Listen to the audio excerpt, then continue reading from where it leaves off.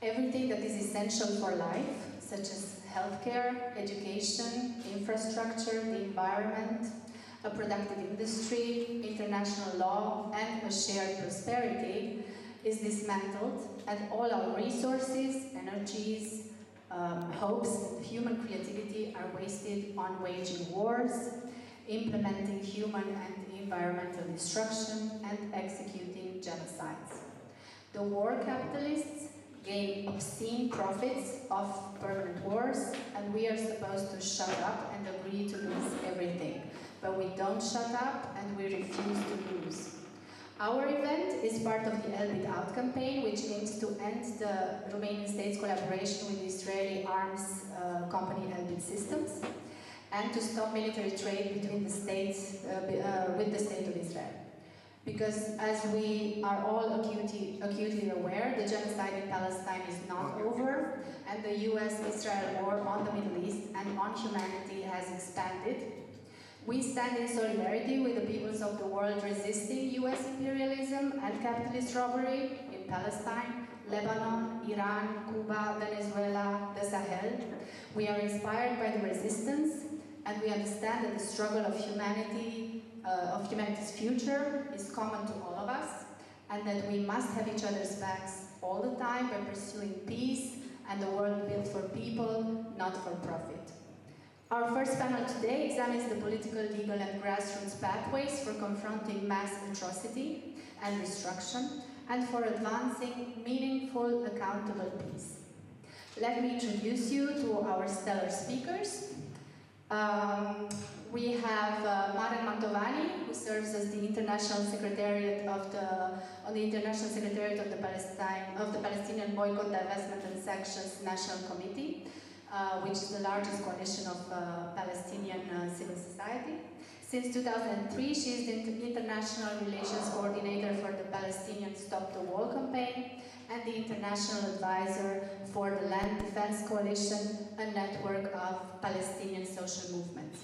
Clare Daly is a former member of the Irish and European Parliament, who gained global recognition for her solidarity in opposing the genocide in Gaza.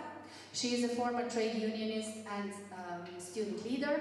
She has campaigned for decades against militarization and defending Ireland's neutrality. Mick Wallace is a war activist. He's also a former member of the Irish and European Parliament, and he's well known around the world for his outspoken criticism of EU and US warmongering and for championing peace, from the war in Ukraine to the EU's hostile attitude to China and Russia, to calling out their complicity in the genocide in Gaza and illegal wars and attacks on Syria, Lebanon, Yemen, and on Iran.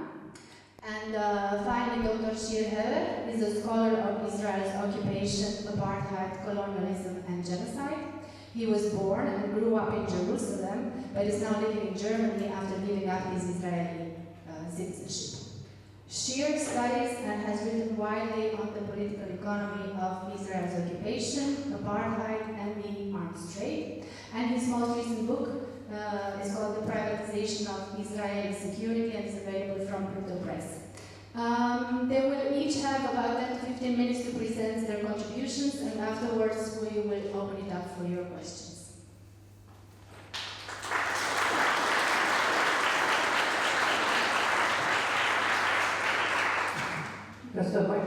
Perfect. Well, first of all, thanks a lot for everybody to come here and be here and to listen to us. And I'm really excited to be here in Romania at this historic conference. And I guess it's not only a historic conference for Romania, as you said, since '98, the first time that such a conference happens. But it is as well happening in a very historic moment. I guess we all need to understand and place ourselves every time in what is happening, not only in Palestine, but to the world. When Israel started its genocide in 2023, and that clearly was the beginning of Israel's crimes against the Palestinian people that are continuing since 1948.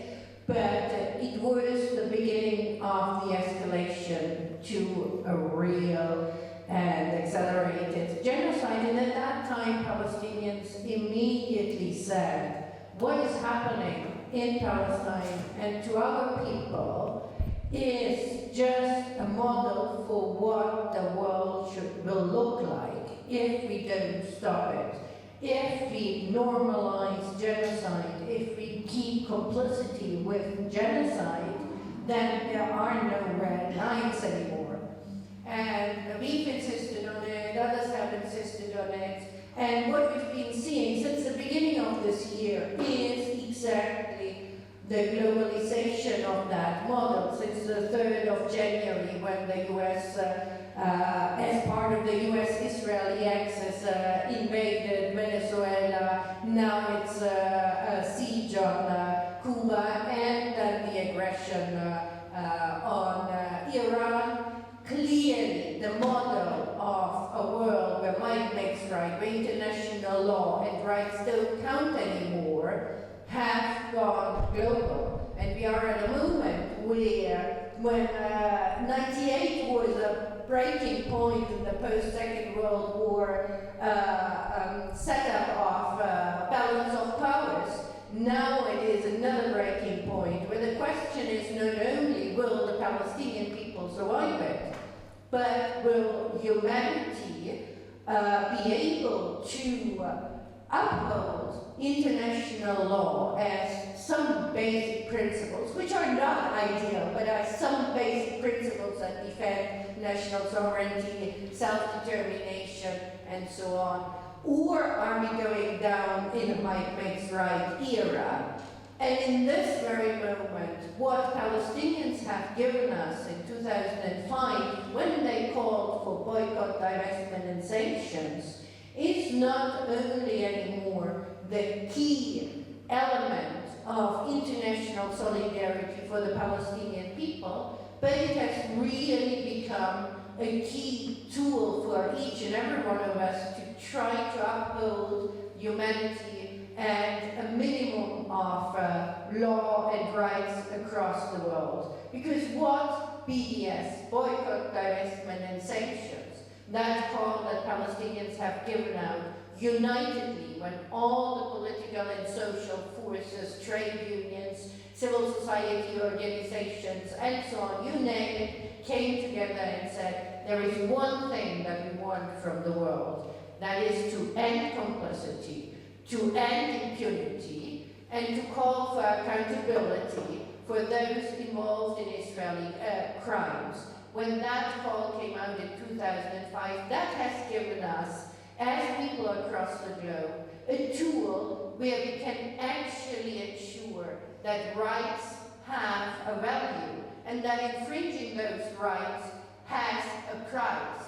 And where solidarity with the Palestinian people has become more than a symbolic standing in solidarity, but a concrete tool to change policies, to cut complicity from the local level to the national and global level. And in that sense, that call for BDS and that BDS movement that now, with over 20 years of mobilizing across the globe, is in 140 countries across the world. We have people like you mobilizing. And within the framework of this BDS movement, Elbit Systems has a very special value in the campaigning. The campaign against Elbit Systems is one of the earliest campaigns. Already in 2007, the campaigning has started, and it is as well one of the core campaigns, because Elbit Systems is a key element within Israel's genocide economy. It seems quite eminent as the biggest military company in Israel, and I guess Shia will talk more about it. Elbit Systems is not only the biggest company, it's the one that has built the wall, Israel's apartheid wall in the West Bank is delivering 85% of the drones that Israel is using against the Palestinian people, and it seems unassailable in its power, but it isn't. And already in 2014, for the first time, Elbit Systems and its CEO had to admit that, and I quote him here, he was saying that, I'm not saying the BDS movement is not a threat, but I think we can all together handle it. That was 2014. In 2026, the BDS movement, boycotts, divestment, and sanctions are once again explicitly in Elbit's annual financial records as a key threat to its profits and to its existence. That means we haven't done the job yet, but we're in a good way and we have to double down. And I'm very happy that Romania has joined in that campaign as such. So a little bit, where are we? What have we done in the last almost 20 years of campaigning? What have we achieved? And I think there are a number of things we can be really proud of. And already since 2009, when the Norwegian pension fund, the second biggest pension fund in the world, divested from Elbit Systems, and it was not only the first divestment from Elbit Systems, it was the first divestment that the BDS movement achieved.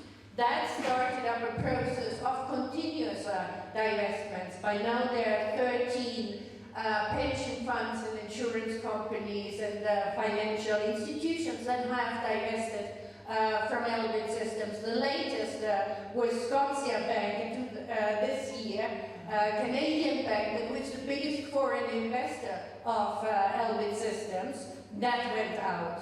But it wasn't only about the divestment. Another aspect that campaigners have been working on since the beginning, since 2009, was protesting Elbit Systems in the arms fairs across the globe. From France to Australia, to the Netherlands, to Brazil, across the globe, where Elbit Systems appeared, there appeared the protests. And over the last couple of years, Colombia, Chile have ensured that Elbit Systems and Israeli companies couldn't even go to the arms fairs anymore. Last year, France has literally built a wall around Elbit Systems. They let them there, but built a wall around, quite symbolically, considering that Elbit is the wall builder, so that people couldn't see it or go there. And we have as well achieved a breakdown of major cooperation contracts between Elbit and international corporations and companies. In 2014 already, Brazil broke down or cancelled a memorandum of understanding that was supposed to allow Elbit Systems to build their first mini satellite and expand a vast system of R&D, research and development within Brazil, something that over the last 10 years they weren't able to recover from, at least within Brazil. Over the last 2 years as well in Japan, two big corporations, Itochu and NAS, have cancelled their memorandum of understanding of joint cooperation. What all these things means, I don't know if Sheila will talk about it, but clearly a company that doesn't have international cooperation is not a competitive company. There have been a number of peaceful occupations of Elbit factories from the UK to Brazil to Australia and other places. Students divestment. Over 40 universities in the US are campaigning against investment in Elbit. And another key point is the supply chain of Elbit. Elbit cannot work if it doesn't have the material to build their weapons. And not only are we campaigning against the corporations that are producing that technology for them, like Fanuc, the Japanese robotics company, or Rotex, their Austrian company building engines for Elbit drones, but as well the material, the steel that they need in order to build the weapons.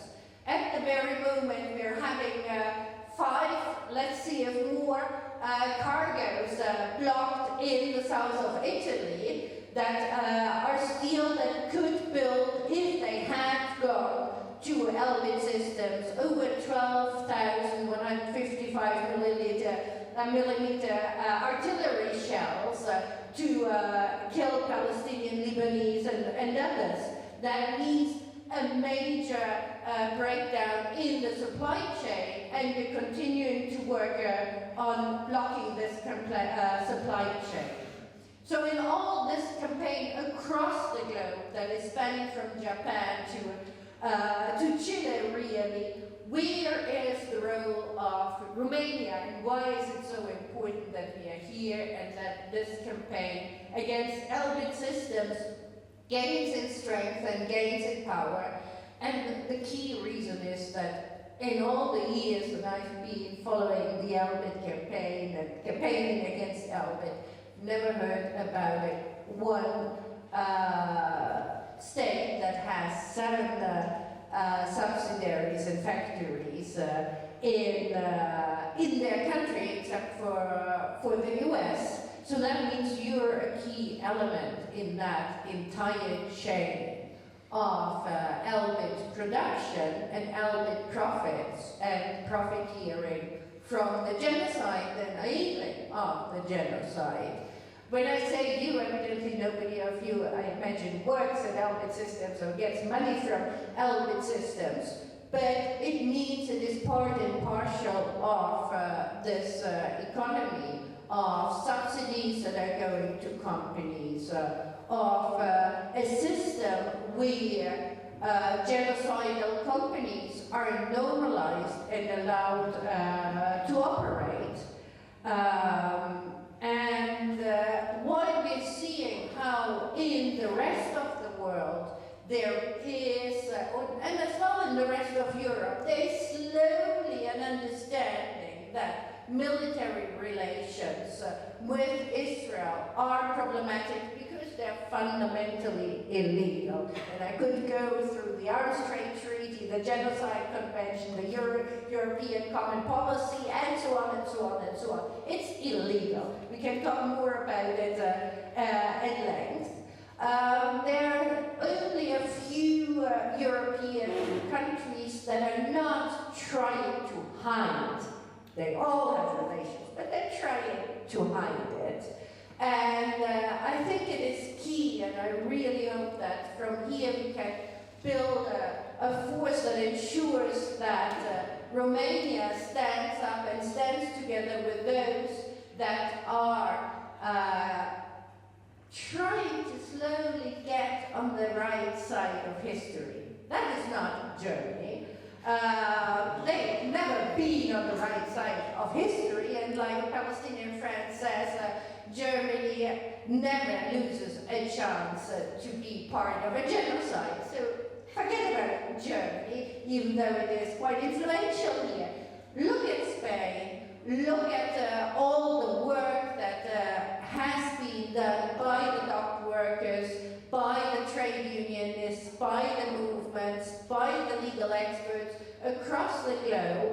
And I hope that this moment can be a moment to draw inspiration, to listen as well to what is possible here and what has already been done from the protest yesterday. That I've seen the amazing and inspiring images, the campaigning over the last months here, in order for us, hopefully over the coming days, to build more strength, build strategies, and ensure that we have yet another strong campaign to ensure Elbit will be not only out of Romania, but Elbit will finally and eventually stop producing genocide, that we ensure accountability is possible, complicity ends, and Palestine will be free. Thank you.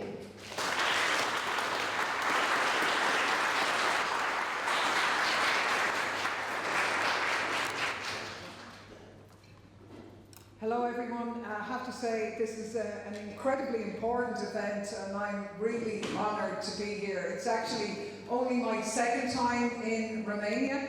I spent a month here in May 1990 before many of you were born, during the first elections after the overthrow of Ceausescu, when these streets were filled with tens of thousands of people with hope and aspiration for a better future. And I never thought that I'd be back here almost 40 years later, needing glasses, but also in a world completely unrecognisable today from what it was then, where we have inequality and deprivation on record levels, a war raging in Europe now for years with the loss of hundreds of thousands of working class Russian and Ukrainian lives, a world that has watched not the first genocide against Palestinian people, or indeed many others either, but the first openly declared and publicly carried out genocide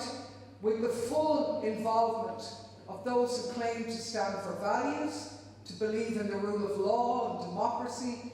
These people have not only done nothing to stop it, but they've actively engaged and enabled it every single step of the way. To today, where we see the US and Israel launch an unprovoked attack on Iran with the support of Europe, a war which is affecting every single corner of the globe.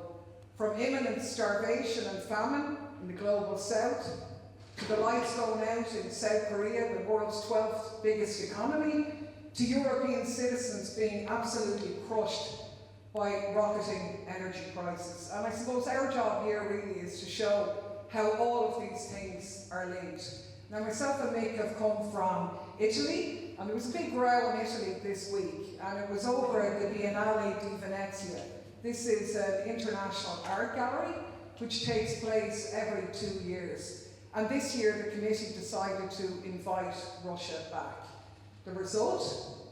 The European Union went absolutely mental, threatened to withdraw $2 million funding for that event. The committee had to resign, Russia was kicked out, and the US, Israel and Ukraine continue merrily along to display their art.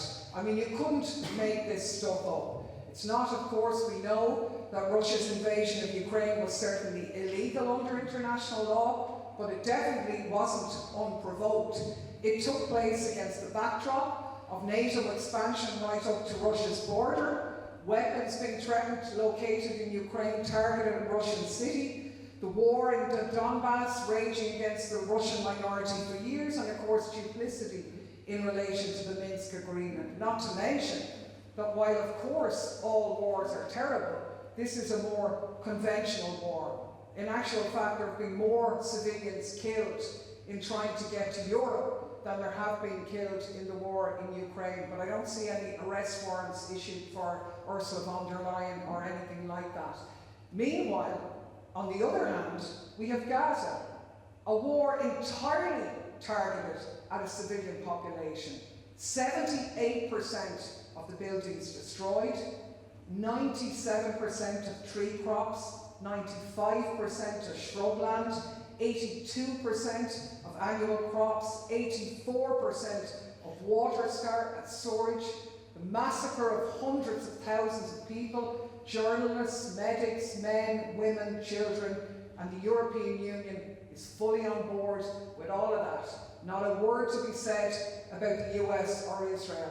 And of course all of you here know, as many people did before, that hypocrisy has always been the trademark of Europe. There was always one law for our friends, one law for everybody else, but now this hypocrisy has been completely unmasked and everybody can see it. And in that sense, Gaza really is a turning point. The EU always had double standards about Palestine. I mean, on the one hand, they talked about Israel being our great democratic partner, but on the other, they bragged about being the biggest donor to the Palestinian Authority. They condemn the settlements, but then they do nothing about them. They call for a ceasefire, but they'd arm Israel as well. But after October the 7th, it was really open season. From the days when Ursula von der Leyen stood up and said, "We stand with Israel now and in the days to come," knowing entirely what those days were going to be, giving a green light on behalf, supposedly, of the people of Europe. No condemnation of the atrocities against Palestinians when we were in the Parliament, and trade has continued with Israel, with 15 EU countries up to now directly arming Israel during that time. And of course they had access to EU budgets, Horizon Europe and so on. Israel funded for them, no problem for their education system, while they're blighting and exterminating every bit of education inside Palestine and indeed Gaza. Now the first thing we have to say and realise is that none of this is accidental. They know what they were doing. Gaza is a warning. It was a test case, it was the Palestine laboratory all over again. What happens in Palestine today happens everywhere else, and we can see that so clearly now. They deliberately bonfired international law. They deliberately normalised the targeting of civilians. We hardly bat an eyelid now when they go into Yemen and Syria and Lebanon and Iran. It's all normal now. US president can get up and threaten war crimes and no one says anything. And the truth is we're back to the old days, which were the normal days in world history, where might is right. They call it peace through strength now. But it really is the settler colonial countries of the US and Israel and the old colonial powers of Europe doing what they always did, pitting themselves against the rest of the world in order to exploit the rest of the world for their own gain. And US hegemony, where the US used to act always in its own interests, but left enough crumbs for their friends in Europe or their satellite states so that they could claim to be acting in the universal interest, that's been over now for years. Bypassed economically by China, they're incredibly and increasingly now reliant on domination and military might. And where does Europe fit in all of this? Well, Europe has always really wrestled with itself for its place in the world, vacillating between becoming an aspiring superpower itself with its own military, or developing its own military as a supplement to US-dominated NATO. That's basically it. But either way they were doing it, whatever they talked about a peace dividend on a continent that faced 2 world wars, the truth is the European Union was always about European capitalists pursuing their own profit, and there was always a plan for the militarisation of Europe. From the failed Western Union, to the building blocks that they put in place in the 1990s, to the Nice and Lisbon treaties, which embodied that idea of a defence union. So when you hear them now talking and saying, "Oh my God, we've neglected defence, we're vulnerable, we haven't militarised enough," this is a con job. It's an absolute nonsense. They were on this path all the time. They just knew it was unpopular. The Nice and Lisbon treaties, for example, were voted down twice in Ireland. We're the only people who have to vote on these things. The rest of you get your decisions made for you, but we had to vote again. They knew it was unpopular. So they implemented this salami style, piece by piece along the way, stoking up unrest in the region. The truth is, the expansion of the European Union had as much to do with getting countries like yourselves into NATO as it was about anything else, apart from getting a cheap pool of labour and maybe some of your better offs in this society benefit from the spoils. But doing that, interfering in Ukraine in 2014 and so on, and putting big money in, all of this was helping the hawks in the wind. And out of that, we've had so much militarisation in Europe going on for so long. We had PESCO first, structured cooperation it's called, but really it was about getting European armies used to working with each other. It was getting the idea of spending 2% of your budget on defence, not a thing that sane people would normally do, but that was to feed the way for that. Then we had other things, the common security and defence policy missions. Civilian, no harm in that, really, and military on the other hand. Now these were mainly conducted, and are being conducted, in Africa. It's member states' armies with a European Union command. And they say it's in Europe's strategic interest. Well, I don't know about you now, but I don't think it's in the interest of any young Romanian man or woman, or any Irish young man and woman, to go off and fight farmers in Africa for their resources in the interests of a French and German energy company and so on. And of course, the big giant in all of this, and the reason maybe why we're here today with the Black Sea Arms Fair getting underway, was the big giant of military production itself. And this wasn't demanded by any citizens of Europe. I mean, who in their right mind is going to think that public money that could be spent on housing, on health, on education, on fighting to save the environment, that money would actually be better spent on weapons? And the icing on the cake, our children might have to use those weapons someday. Now obviously nobody is going to think that's a good idea, so they came up with a different plan, where they convened what they called a group of personalities. Don't know why they did that now, they weren't celebrities or anything, actually a majority of them were members of the arms companies. And they asked them, we're looking for advice here, how do we make Europe safe? And the boy said, I'll tell you about it, we've a great idea. The way you make Europe safe is you spend more money on arms. And then, lo and behold, we get these research projects where the very same companies that decided on that policy benefit from research projects, which we all paid for, and then they patented it and sold back to us. And then they got as well the European Defence Fund, the first time in which the European budget was directly spent on defence. And the reason why I'm saying this is that all of this was before the Russian invasion of Ukraine, but of course once that happened, it went off the radar, off the Richter scale. And when we were in the European Parliament, every single file had a military dimension to it, every single one. War fever took over. I don't actually have time to go through all of the different programs, there are so many of them, but we used to have an African peace facility, which was supposed to be used for good in the world. Couldn't spend it on arms and anything like that. So they changed it to the European peace facility, where now you could spend that money on arms. And to further peace, that budget, which was about was 5 million when we were there, it's billion, it's now gone up to 12 billion, and most of that is spent on lethal aid and military hardware. We had a military mobility issue. And you all look around and all our public transport systems need to be upgraded. Are they spending their transport budgets on that? No. They're spending it on military mobility to amalgamate and integrate the armies of Europe. And that budget, which was 4 billion, is now 17 billion. And literally, I will be here all afternoon listing out the programs when we were there. ASAP, ammunition to Ukraine. IDIRPA, incentives for member states to have defence projects. If you get 3 countries together, you can get your money back. STEP was a programme, taking money out of the environment, putting it into defence. 20 billion to Ukraine. Now it's getting actually even worse. Their latest plan is a European Competitiveness Fund. Sounds good, we're all going to step forward.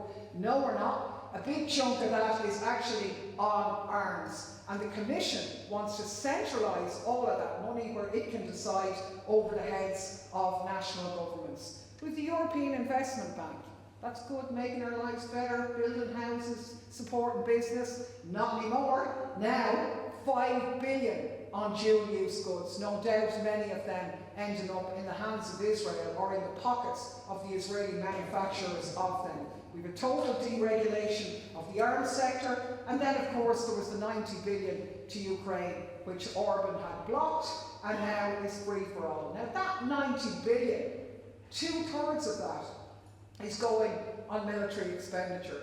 And we saw in the last few days that part of that, for the first time, is the European Union going to be paying directly the wages of Ukrainian soldiers. But there's a condition on it. They have to keep fighting. Many have openly said they have to keep fighting for another 4 years. Another 4 years to allow Europe to rearm to the level of Russia. Sending ordinary Ukrainian men to the slaughter, to the meat grinder against a backdrop where more than 1 million have already deserted, and many more at a rate of about 20,000 a week are deserting. So much for standing with Ukraine. The truth is, the EU has done everything it can to block peace there and to ensure that Ukrainians are dying for our supposed value to keep the war going. And it's like what Julian Assange said about Afghanistan. Just replace Afghanistan with Ukraine when I read the quote. The goal is to use Afghanistan to wash money out of the tax bases of the US and Europe through Afghanistan back into the hands of the transnational social elite. The goal is an endless war, not a successful war. And that's what we're up against here. And to get away with it, they engage in massive propaganda against China, against Russia. The Russians are coming. We all have to believe that. They're even beginning to believe that in Ireland. And they've a hell of a long way to come to Ireland now, I can tell you. But in any case, that's day in, day out in our media. And what we see is that in this so-called battle of democracy against authoritarianism, the countries of Europe are becoming increasingly authoritarian themselves. And we know that truth, of course, has always been the first casualty of war. We've seen that every time. We saw it with the weapons of mass destruction in Iraq that were never there. But at least in that war, you could argue an anti-war position. Not anymore. Not after Ukraine. If you argue for peace, you're a Putin puppet or a Kremlin agent. At best, you're a useful idiot. At worst, you're on the pay of Moscow. And they come up with terms like disinformation. That's the latest one. Disinformation is anybody who doesn't agree with the prevailing narrative. They're suddenly contaminated and they can be cancelled overnight. We've seen candidates blocked from elections. We've seen protests banned. It started with Ukraine, but it came into its own and escalated over Palestine, where we've even seen a German citizen under Russian sanctions being sanctioned for Palestinian activity. And the logic was, well, we all know Russia wants to destabilise Europe. This person's pro-Palestinian activity, now not the Israeli genocide in Gaza, but this person's objection to it destabilised Europe, therefore he must have been working for Russia and he's sanctioned, no access to his money. We've had Irish rappers being charged under terrorism acts in Britain for a Hezbollah flag, people losing their jobs, on and on. All this is a cover for the warmongers and clinging on to power. And we know up until Trump, actually, these people always used to dress it up in nice words and noble deeds. Now he doesn't even bother about doing that. But, you know, let's remember back, World War I was the war to end all wars, until it wasn't. And everybody realised the insanity of build-up for war and understood that preparing for war results in war. But that's the insanity that we're back into now. And you're paying for it, and people are paying for it in their lives. Last year, $3 trillion was spent on military might. 55% of that by NATO. Do you feel safer because of it? Do you think the world's better off? Is a war less likely now? Damn right it isn't, when we're in the middle of a war where the whole world is affected. So we're here to say that the only solution is to organise for peace, for the real security that comes from people having a job, a roof over their head, from the upholding of diplomacy and international law. And I know it can seem a little bit overwhelming at the moment, but it isn't all bleak. We've seen the European leaders at record low levels of popularity. Everybody can see through them. We can see in Ireland, for example, the election of a progressive president who was daily demonised as being a sort of a Russian agent, or at least a friend of Clare and Mick, who are Russian agents allegedly, but she still came to a landslide victory. We've seen the election of progressive Bulgaria, where again Rumen Radev was demonised as being a Russian agent, and so on. And crucially, we have to take heart from the massive movements in support of Palestine. It's over for Zionism now. A whole generation of people who never even knew what it was, all know what it is now, and have completely broken from it, not just in Europe, but particularly importantly in the US itself. There's no turning back from that. That's the basis. People have understood the system is broken, but what we have to work out is how we fix it together. But the first part is the most important part. And like all of those young people who are radicalised around the fight to save the planet, we need to link up those movements and put the environmental cause with the military cause. So that's what we're here for this weekend. It is a global struggle. In the words of Malcolm X, the people in power have misused it, and now a better world must be built.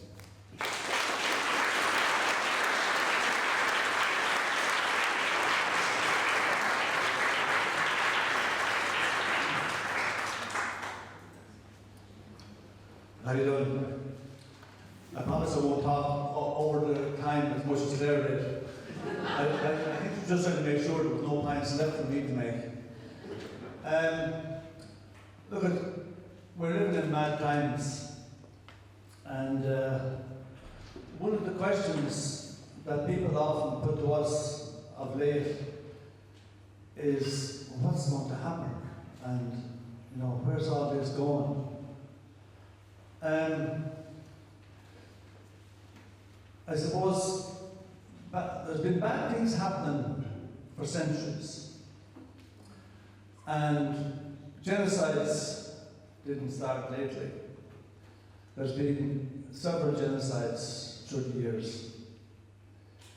I suppose what's different this time is that people have seen it on their mobile phones, and they're struggling to actually understand how, in God's name, can this be tolerated? Because it has been tolerated, and not just tolerated, it has been supported. And you wonder how, God's name, can this be supported by someone, for example, like the European Union? The European Union of the European values.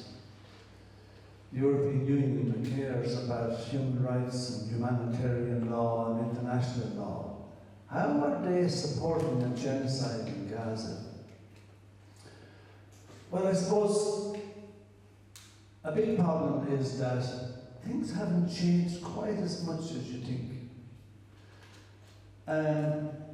Like, of late, some people were surprised that when the US and Israel attacked Iran, and not one EU member state criticized Iran, or criticized the US or Israel for illegally attacking Iran.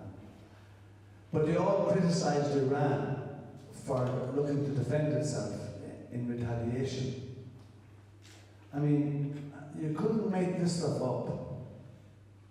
But shortly before that, the US invaded Venezuela, kidnapped the president and his wife, and looked to put Chevron in charge of the distribution of Venezuelan oil so that they could rob it. And the European Union said nothing. There was a blockade in Cuba.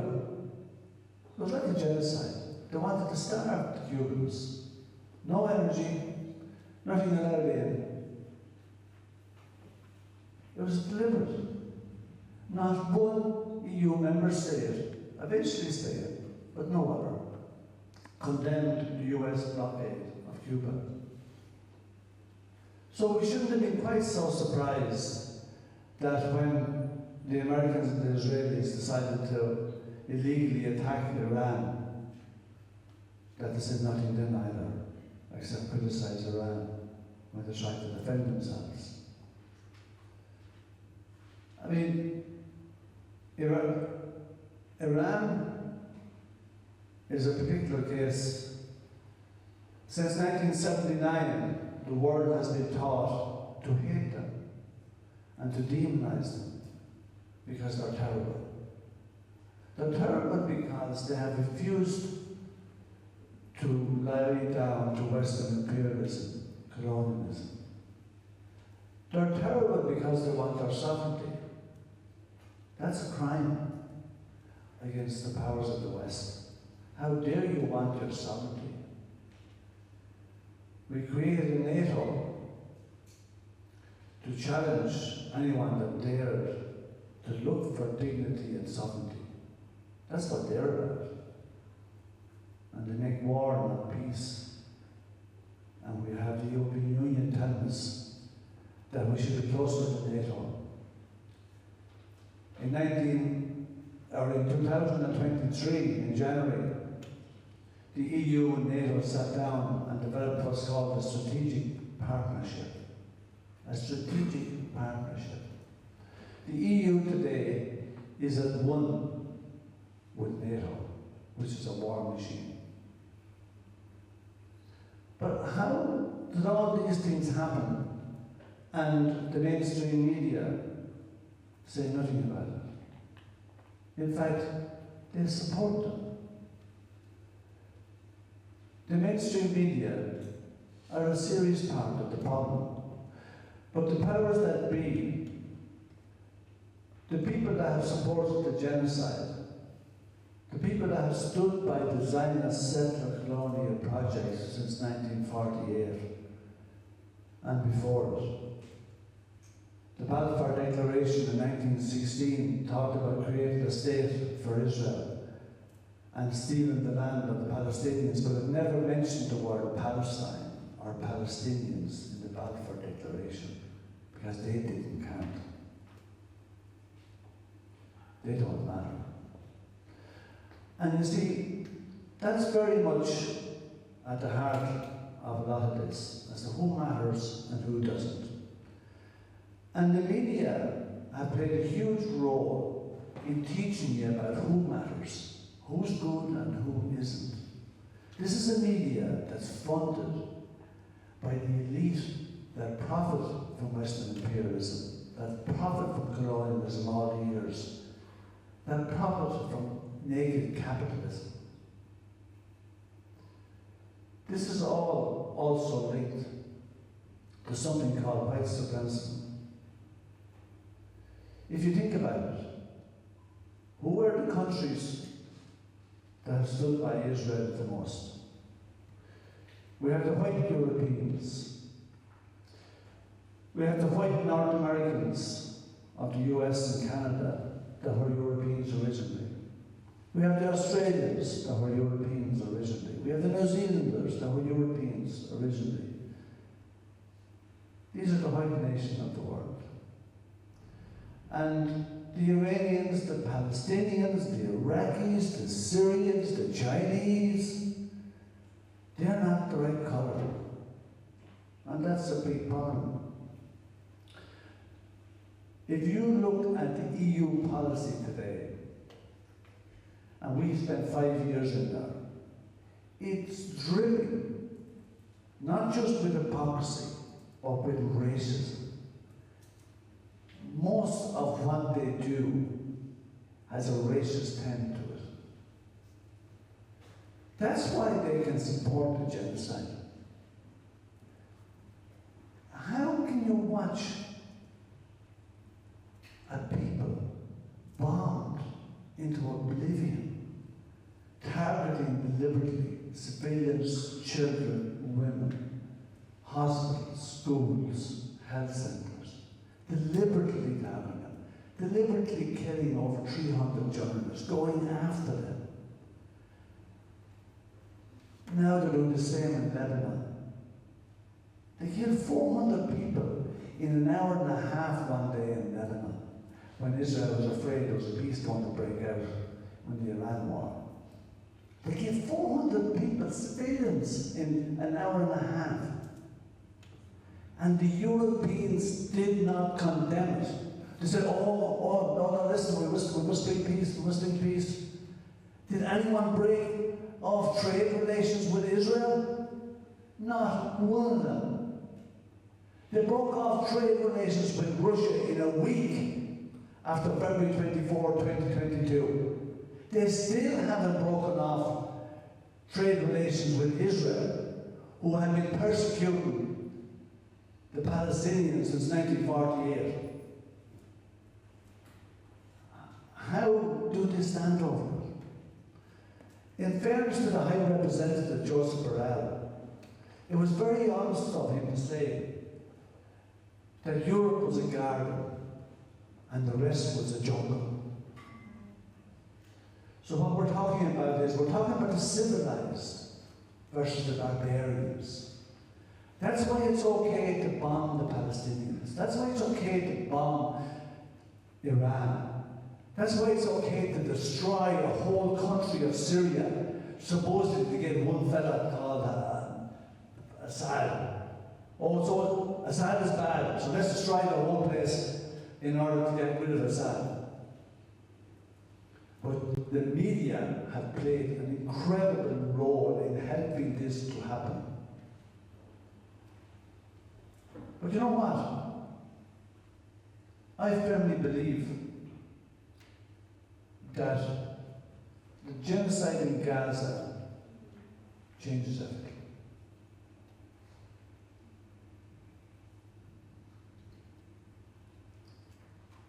It's been hard to watch it, to try and contemplate what they've done. Likewise in Lebanon. In 4 weeks in Iran, the US and Israelis bombed 307 health facilities. 307 health facilities. The IRGC weren't in them. They've targeted schools, hospitals, residential buildings, just like they did in Gaza, just like they do in South Lebanon. And your mainstream media is okay with it still, because they're part of the problem. And the people that have watched, and the people all over the world, have watched the genocide in Gaza on their telephones. And they are shocked. Now, some people who have been reading their history would understand that actually it's been going on for a long time. The Americans, years, the Europeans haven't been much better now. A little bit better for a while, but they're just as bad as at this stage. But the people now, after seeing such criminal behaviour, such barbarity, we're having to ask themselves, well, who are the civilized ones? Who are the barbarians? Because unfortunately, a lot of people have lost sight of the fact that Europe and its offspring, like the Americans, built their wealth and power on the plunder of everybody else, and the exploitation of everybody else, and the murder and slaughter of whoever that felt like it. This is not new. But a genocide on your telephone is. And you might say it's very hard to be optimistic, and God knows it is. The world is in a bad place. International law is in the dustbin. The European Union has been exposed for the hypocrites that they are, and they're part of the problem. But you know what? The people of Europe and the rest of the world are in a different place. As far back as 2022, Clare Daly and myself put a motion in the European Parliament on the Ukraine resolution, and we called for the EU to maximise its potential to bring about dialogue and diplomacy with a view to establishing peace in Ukraine. At that particular time, over 80% of the people of Europe had voted that they wanted peace rather than continuing to punish Russia. But do you know how many of the MEPs out of the 705 supported our motion? 5%. And the ones that did were hounded for doing so by the media. How dare you facilitate Russia? We weren't for settlement. We wanted peace. We were demonized for wanting peace. But the political class and the ordinary public are in a different place. The political class represent an elite who will tell you that security is going to come through tanks and guns. Whereas the people know bloody well, they want affordable housing, a decent job, they want access to good healthcare, affordable healthcare, they want good public transport, and they want our governments to deal with climate change challenges. They don't want tanks and guns and fighter planes. But we have a media that has taken their side. But there's hope, because some people think it's been challenged, but I believe 100% that the vast majority of people are basically good, and they don't like what's happening. The political elite serve a very, very small entity, and they don't represent us. Thank you.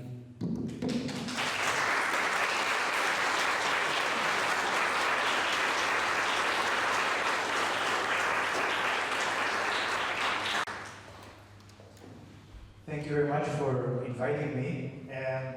I think that the time I have is something like minus 10 minutes. So I'm awed and inspired by your patience to listen to us. Okay, so when I worked with Maren in the BDS movement, in the BNC, I learned how we build the campaigns by using three main arguments, which are the argument against the immorality of trading arms with Israel, the illegality, and finally that it's stupid to do it. And I think for the campaign against elite systems, these three arguments are very relevant, and we've heard quite strong arguments about the immorality. So I don't feel the need to add anything here.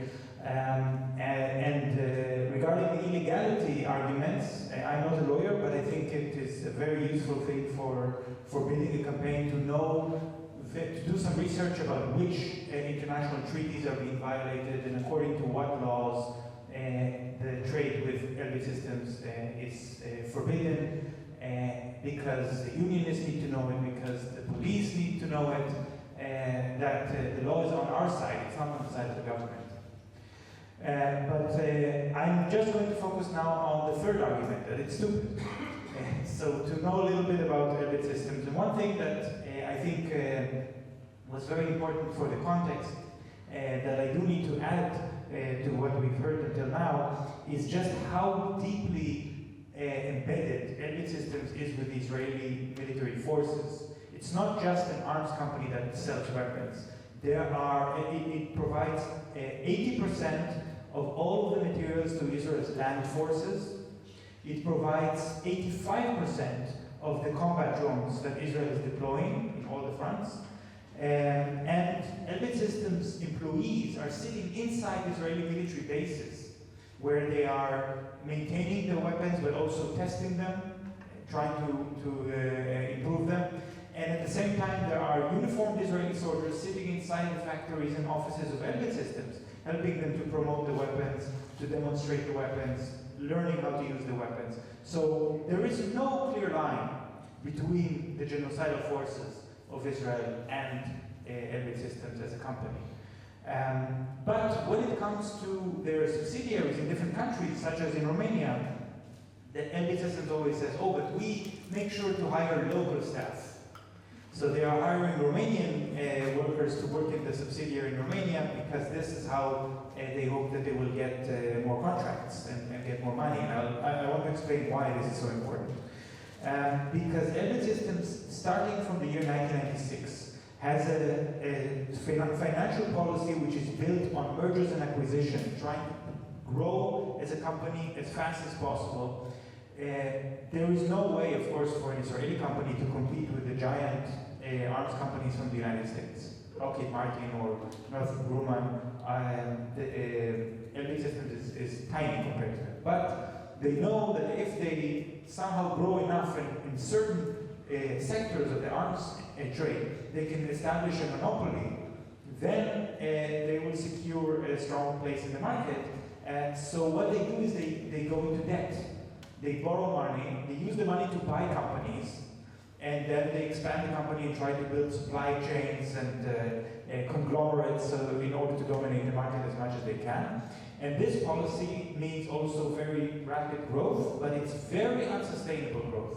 It's very fragile growth, because the more they grow, the bigger the debt. The way to leverage the debt is by showing their assets and to mortgaging their assets in order to borrow more. Borrowing more in order to buy more companies and so on. Now, if you look at the financial reports of Elbit Systems, if you listen to their shareholder meetings, which they hold surprisingly in Hebrew, but I can listen to this, they are trying to make the case that the company is actually doing wonderfully, that the company's finances are very strong. But we should really listen carefully to what they're saying. They're saying, for example, that the company financial reports do not meet the GAAP standards, meaning that they allow themselves certain liberties with how they manage their finances or how they present their finances in order to get more and more investors.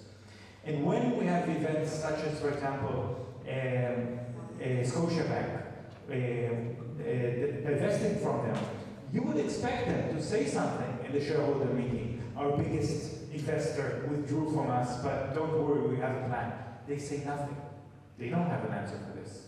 What we do see is that they are more and more shifting towards selling their weapons to the Israeli government.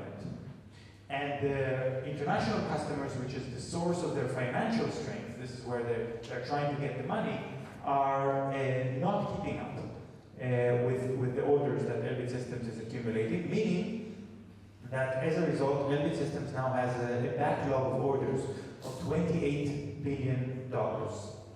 A backlog of orders means that there are already customers lining up to buy the weapons of Elbit Systems. Foolishly, I would say, but there are enough foolish ministers of defense in the world who want to buy these weapons, but they're not getting them, because Elbit Systems is prioritizing selling their weapons first to the Israeli government. And because of this, they are waiting and waiting. And I'm sure all of you here heard what happened in Romania, when the Romanian government said, well, if we're going to wait for so long, we'll just cancel the deal, and then immediately Elbit Systems said, oh, no, sorry, you'll get your weapons. But this is the only way to get them to actually move. And it's interesting, because if really the strategic argument for Elbit Systems was, we have an emergency now and we have to deliver the weapons to Israel because it's an existential threat to the state of Israel, then why are you stopping the weapons to Israel and sending the weapons to Romania suddenly? Because the money is also part of the Israeli genocidal machine. They need this money urgently. And so this is a message to us, how we can affect this company, how we can win against this company. I think a major strategic mistakes that the customers of Elbit Systems are making is that they're developing a dependency on the systems and technologies that are sold by Elbit Systems, a company which is facing growing international sanctions worldwide. Cyprus bought air defense systems from Russia. And they said, well, this is not sustainable because Russia is facing sanctions. So we are going to replace these air defense missiles with air defense missiles from Israel because, what? You don't see the sanctions coming against these missiles as well? I mean, it just shows a very short-term planning. And we can already see how Elbit Systems is not able to get all the materials they need for the weapons. Maren already referred to this, because the only way for them to bring in the materials, the steel, the explosives, and so on, is by concealed shipments on ships, each time with a contract with a different company and being relayed through different ports, because all the countries in the world know that it's illegal to send materials, dual-use items for Israel that can be made into weapons. All the governments are aware of the law. It's just a question of whether Elbit Systems can find the companies and the governments that are willing break the law for them. And they're finding less and less. Now, the point that Maren made about might makes right in the world that we're seeing today, Elbit Systems is a very Israeli company in the sense that their approach, their philosophy of might makes right is about solving problems with technology. And if you see a political problem, a social problem, instead of trying to address the problem, you try to invent some kind of device that will solve the problem. And I think this is something that we see all the time in Palestine, that Israel is trying to build an automated occupation, automated genocide. Even now, the new thing is to blame the genocide on the machines. We didn't commit genocide, the AI told us to commit genocide. You've heard this excuse before. But what Maren said about if we don't stand up to this injustice, then the fate of people in Gaza and in Lebanon and in Iran, which are being crushed by this war machine, will not stop in these countries, it will come here as well. So we need to see ourselves where is our place within this global system. But we should also ask ourselves the question, where does our government see itself in this global system? What do they imagine will happen when they buy the weapons from Israel? Will they find themselves, especially when we're talking about the interceptors and the air defense systems, and Elbit Systems has their aircraft defense system that they're selling for a lot of money, and Romania is buying also the Spider system, not from Elbit Systems, from another Israeli company called Rafael, against attack drones. Then imagine these systems, which are so expensive, are supposed to protect, are supposed to be defensive just to protect us from missiles coming against us.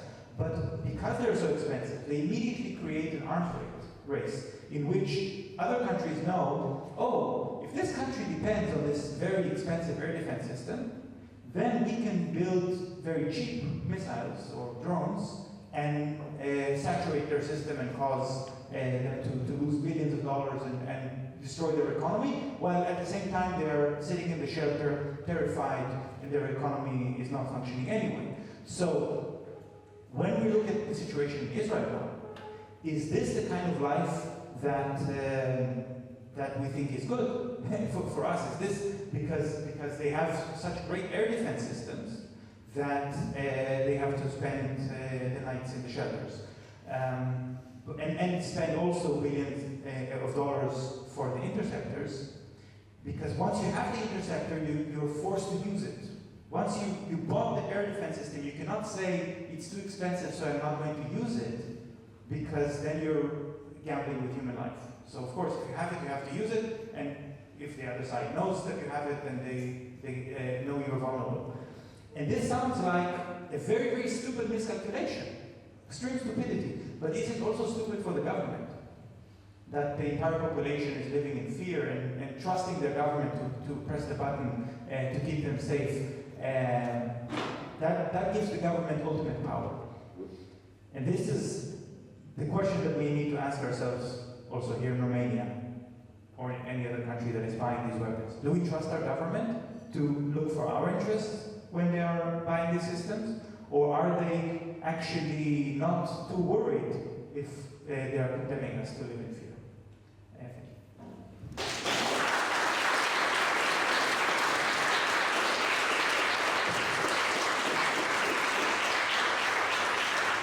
Thank you very much to the panel. I think we have a much clearer view now of Romania's complicity with the material base of the genocide, also via Elbit Systems, but also via our membership in the EU and NATO. But we've also understood the power of the boycott, and we've been able to trace the way forward for our movement, using the deepening contradictions that derive from the genocide, from the militarization, and from our growing awareness of what's happening. We're going to open it up now for a few questions from the audience. I think we're going to take 2 or 3 at a time, and then you can maybe specify if it's for the entire panel or for one or the other of the speakers. Please keep it focused, not comments but questions. Thank you.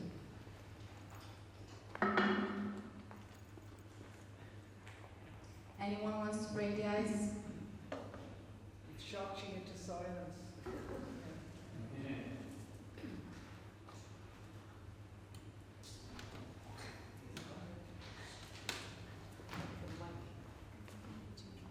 Okay, thank you. So my question I think would be for Clare and Nick. I think we've all seen and been quite impressed with the movement in Ireland, and we've seen the solidarity for the Irish people.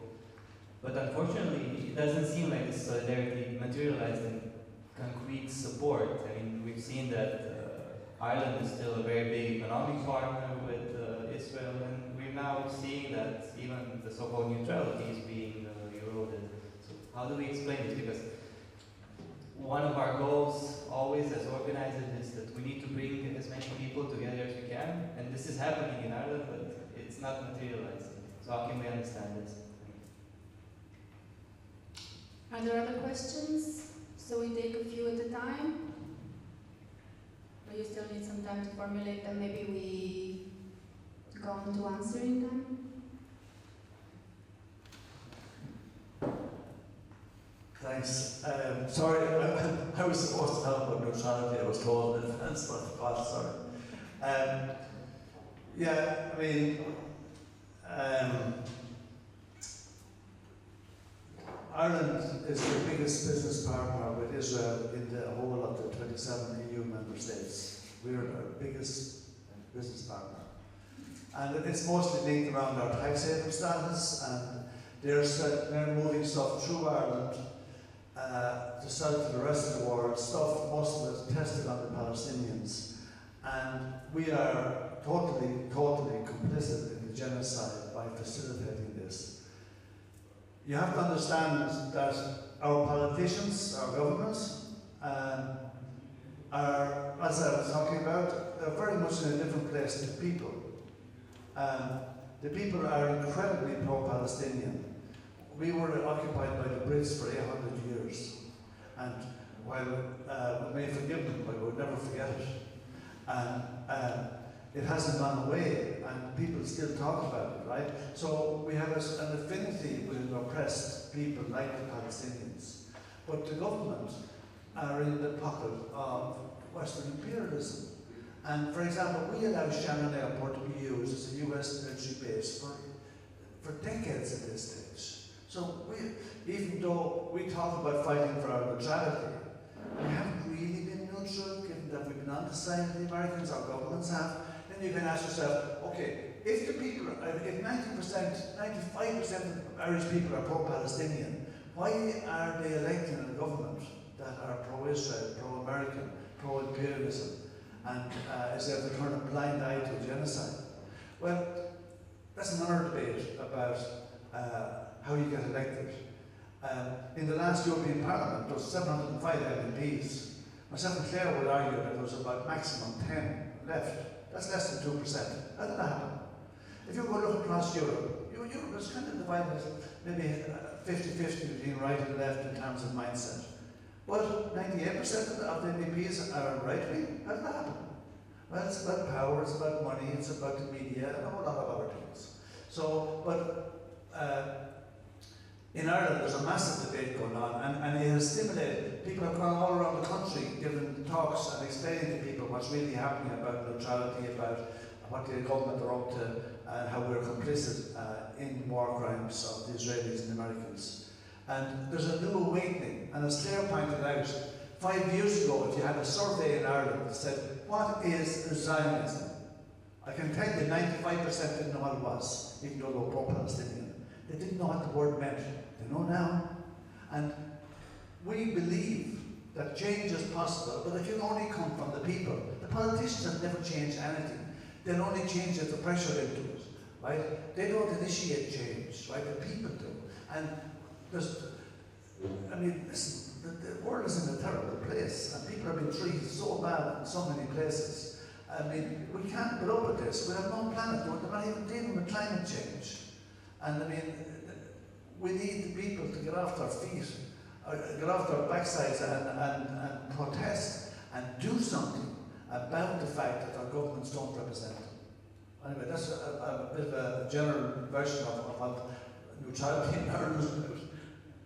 Well, I just very briefly, but there was always in Ireland a kind of a servile ruling class. Like as Mick said, we were ruled and colonised by Britain for years. That was sort of replaced afterwards by servility to US multinationals, where our economy was largely, we never developed an industrial base. We were reliant on US companies, and then also to the European Union, where there's a section of people who believe that it's kind of embarrassing to be Irish, we don't want to be different, oh God, how embarrassing, we're neutral, we have to back up our European friends, and all this type of nonsense. So it's a contradiction, they always believe that, but that's not the view of the population. And on Palestine, it's literally ingrained in people. I mean, there was a hit job done a few years ago by this guy who kind of outs anti-Semites, and this was even before people were aware about anti-Semitism, and he drew up a big 800-page dossier about the amount of anti-Semites in Ireland. I was in it, my sister was in it, she's not even political, she's just pro-Palestine active. But it was ridiculous, but in a different way, you could see how that damaged Jeremy Corbyn. In Ireland, people just laughed at that, because the people understood that there was a difference between the two. So our government have to dress up their actions in rhetoric. So they talk the talk, they absolutely talk the talk, because if they didn't, they'd be decimated. But it's a duplicity, and there was revelations about how behind the scenes they were dealing with the Americans in particular, and the Israelis, to stop legislation going through Parliament that would have prevented trade with the occupied territories and so on. So it's that double speak that's been going on. It is the contradiction between the rulers and the interests of people. But neutrality is incredibly popular in people's psyche. They kind of get it. It has kept us safe, the way it kept Ukraine safe before they started kind of abandoning it. We should be moving to disarmament, to neutrality everywhere with this ridiculous waste of resources. But again, they want to bow the cap to the American master in the way in which they used to do it to the English one. And unfortunately, the weakness of our economy allows that, and this Europhilia, where they're trying to co-opt a lot of people across Europe. We're all different people, we all have our different histories. They're trying to crush those histories to say we're all one Europe. But as Mick said, Europe has been dominated by the colonisers for years. That hasn't been the interests of the European people.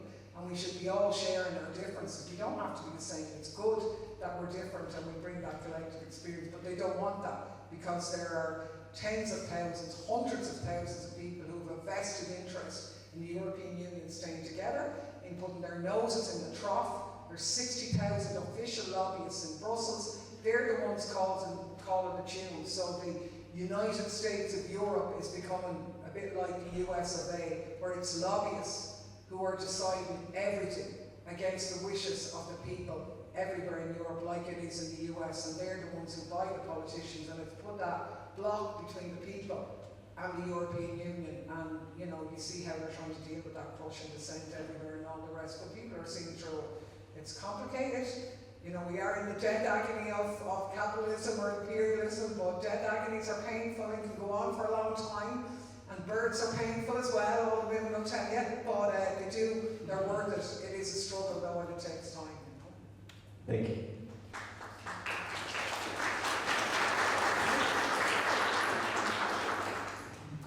I'm not sure if there's any pressing question, and I don't want to talk about Ireland, but I did want to say something about the concept of neutrality within that framework of facing and fighting a genocide, because neutrality really is born out of a post-Second World War logic of being neutral between two different blocs. It was a political decision to do so. Supporting or not supporting a genocide is not a political decision. It is, but it's not an option. You cannot be neutral between genocide and non-genocide. You have a legal obligation to not support and assist a genocide. So within that framework, we are really almost in a post-neutrality world where we have on the one side might makes right U.S.-Israeli axis of crime and atrocity crimes, of genocide, of people are dispensable, the planet is dispensable, and the rest of us. There is hardly any space for neutrality anymore. We do need to stand on the side of the people, of the Palestinian people, of humanity, on the right side of history. And in that sense as well, the question of what to do with those governments that simply don't act as she as well explained, not in the interest of the Palestinian people, not in the interest of international law, not even in the interest of their own people. I guess what we've seen over the last 20 years was a building up of strength, and that is the theory of change of the BDS movement, that the people from the ground can make a difference, and can make the small differences.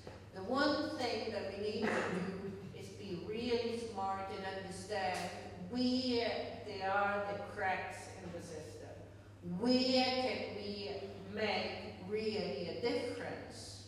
How can we get Elbit out of Romania? It won't be the Prime Minister deciding it. It may be something else. It will definitely be the people's pressure. How can we build up the right pressure? In Italy, with Meloni, a fascist government, it was the people understanding that the courts make a difference. In other places, it was other ways. So it is about strategic building from the ground. And you never have a government that is bad enough for you not to be able to make a change. And you never too few people for you not to be enough to make a change.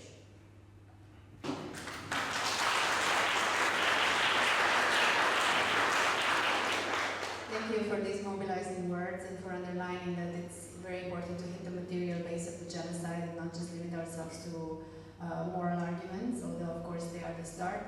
I just want to add before we go on to the next question that you may also formulate your questions in Romanian if you feel more comfortable, and I or one of the team will translate, so please feel free. There was a question somewhere there? Yes. Yeah, thank you for your very inspiring presentations. Today is obviously a very important date historically, 9th of May, Victory Day against Nazism. And this was a time when Germany committed a horrible genocide against the Jewish people, right?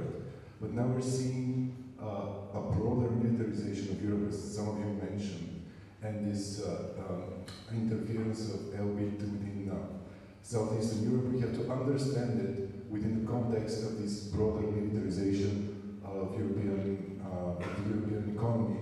And here, Germany, that was mentioned a couple of times, plays a very nefarious role, I believe. We have those, the Zeitenwende a couple of years back that was announced.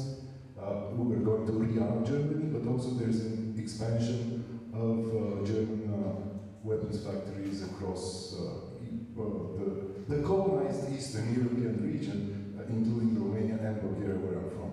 So my question would be broad, how to think this campaign against genocide of Israeli companies within this broad context of a very unfortunate remilitarization of the European economy that's being sold to citizens as reindustrialization and so on and so forth. Thank you.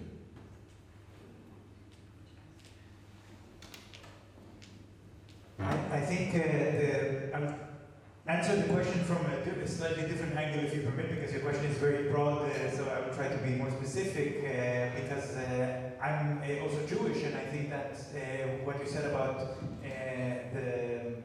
the Holocaust, the genocide that was committed not just against Jews, but by the Nazis, is something that Elbit Systems is using to promote their weapons. Specifically in Sofia, very close to here, where when Bulgaria was trying to join the HRA, the International Holocaust Remembrance Alliance, they did so by creating a false narrative, a distortion of what the actual history was. Bulgaria was an ally of Hitler, and they wanted to claim that actually they rescued Jews when this is not, did not really happen. And they wrote a book which promoted this narrative, and Elbit Systems financed the book and put their logo on the book. And therefore, Elbit Systems was able to convince Bulgaria to buy their weapons. Specifically, the weapons that they sold to Bulgaria are very relevant also to the situation here in Romania, because they wanted to buy remote control, to sell remote control turrets that are used to patrol the borders in a way that will allow the authorities to kill refugees, asylum seekers, without the soldiers inside the vehicle controlling the weapon. So there is no accountability. So if a soldier might testify or refuse an order to kill an unarmed refugee, they have a technology that will enable to murder people without accountability. So I think this kind of anti-refugee armament is very, very relevant also to the discussions here in Romania, and the misuse of the history of the Holocaust and anti-Semitism in order to justify it is also something, because you asked about Germany, that I live in Germany, and I find that the Germans really love to talk about their historical responsibility and guilt about the Holocaust, but when it comes to making business with an anti-Semitic company like Elbit Systems, they forget it. Because then you see that it's not honest what they're saying. So if we know the facts, we can also force these governments to expose their interest, their naked interest, and not this kind of language of excuses. Well, just if there is no other question, I think the first thing is the European economy is on its knees. Deindustrialization, it's rampant everywhere, you can see it, and they have a vain hope that when the business is left, because of their own actions in part, sanctioning themselves over the war in Ukraine, cutting off the cheap energy sources, so loads of European capitalists went to America and went to China, and we're left with nothing. And they hope that they can fill that gap through defence expenditure. They call it competitiveness, which is squeezing workers, but within all of that is arms. So you see car factories being converted now into military. You see the German population being whipped up into a war frenzy, that the Russians are coming in 2030, I think is the year, and we have to rearm to that level to combat them. All of the changes in conscription, men getting permission to leave the country for more than 3 months, putting it on a war footing. It's a kind of a frenzy. And I suppose the way you challenge that is that people are suffering the consequences of that everywhere. In the same way as the war in Iran is massively unpopular in the US, people are seeing through it. I mean, we even had an Estonian president, my God, couldn't believe it, coming out and saying Europe made mistakes on the war in Ukraine. That's a seismic shift. You've had some EU trade people moving. They can see that the ship is going down. And I suppose we have to do is organise around the way in which the left traditionally did, is class politics. The poverty and the deprivation and the inequality that people are feeling out of that is not going to be resolved by military expenditure. And unfortunately, some aspects of the left haven't been involved enough in that, have been more focused on maybe identity politics or whatever, and have abandoned class politics. But the bread and butter, it's peace, bread and roses. It always was. That's what life is for people. And people aren't going to have that life in Europe. It's actually terrifying what's going on. But I do think more people are realising it's about joining the dots in that, because it's mental what is taken home. But it comes back to Nick's point. There's a huge difference between what people are being fed by their politicians, most and their media, and what they're feeling in their hearts, and that gives you the scope to get in. The far right are doing it in a divisive, racist way, but that scope is there for us. And I mean, we have to talk outside. I don't really hope by the election of progressive Bulgaria, not that I think they'll transform the situation or anything, but that it was an example of how you could withstand somebody being called a Putin puppet, who had argued against military expenditure in Ukraine and that kind of thing, and and he still got in. So maybe I'm wrong, but we can talk about that after. Yeah. One more question. Just one point in relation to the points he was making about the abuse of the Holocaust. There's a brilliant new book out, was published there in the autumn by a fellow called Panka Mishra. It's called The World After Gaza. It's a little bit academic, but it's very easily written, and it looks in incredible detail at how the Holocaust has been used to get to a place where you can almost commit a genocide now because the Holocaust happened. But it's really Panka Mishra, The World After Gaza. It's incredibly educational. I found that anyway. Thank you. You don't want to add anything, Maren, for this question? I think we have one last question. Hi. Well, this is good because the question touches on what Maren said, and it's also directed at Cheer. So thank you all very much for this. I guess it's a very narrow question with respect to how much Elbit is feeling the pressure of direct action. UK style with the proliferation of direct actions in several countries, Germany included, hopefully Romania soon as well, and whether direct action in general should now be considered an indispensable corollary to BDS in general as an effective tactic to get them out. Thank you. I will let Maren answer the question about the role of direct action within the BDS, but I just want to say from a financial point of view that the way that direct action against Elbit systems has been done in the UK and Germany had no effect on Elbit systems at all. If anything, it had a positive effect because they of course have insurance, they didn't lose anything. And they got very positive media coverage as if what they are doing is legal. The media framed it as if the activists were breaking the law and Elbit Systems is on the side of the law, when in fact it's the other way. Yes, which doesn't mean that the BDS action itself is not being felt by Elbit Systems. We were talking yesterday night when we met, and Shia was saying in the last webinar of Elbit Systems explaining their annual report, the CEO of Elbit Systems was looking seriously, I don't know how you put it, unhappy or something like this. Exhausted, as well because the numbers don't necessarily match up as you explained. And I quote you another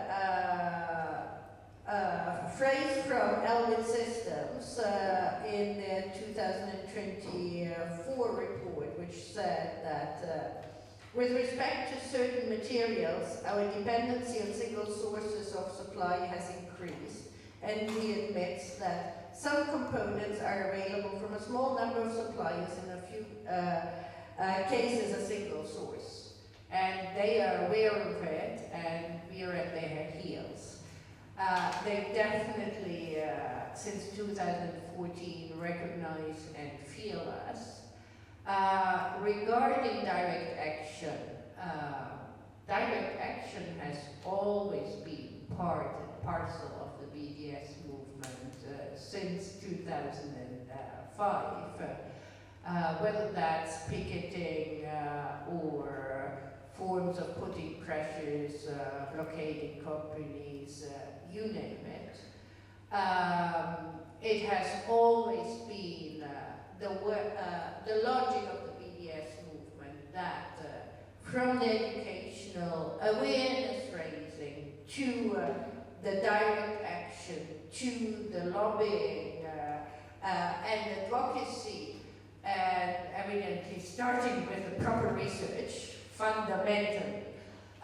Without your proper research in place, you cannot argue and you don't know where to put your focus That has been always part and parcel of the campaigning.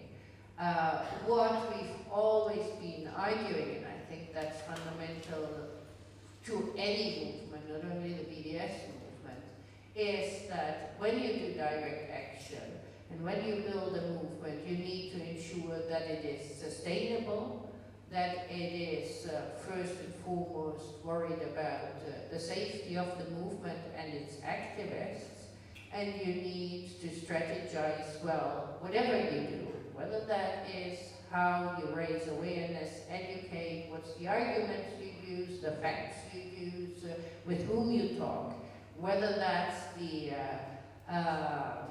direct action to ensure the safety of the activists, to ensure the effectiveness of what you do a risk do an impact analysis before you do it. Whether that is advocacy, with whom are you going to talk, which are the politicians or the decision makers, what's the argument you're bringing? Because as a people's-led movement, we may be many, and we're definitely millions, but we all have jobs, we all have other things. The resources, even of the millions, are to be spent, well thought through, and to be effective. That's how we achieve change.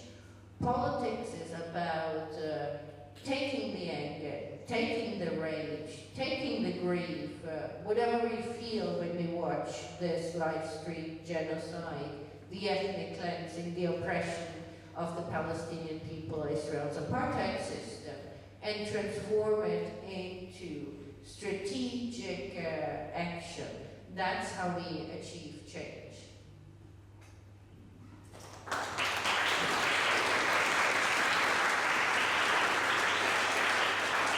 Thank you very much to all of you for your contributions today and for your hard work in all corners of Europe. It's very important that we bring the struggles together and we build them together. We're going to take a break now for about half an hour, and then we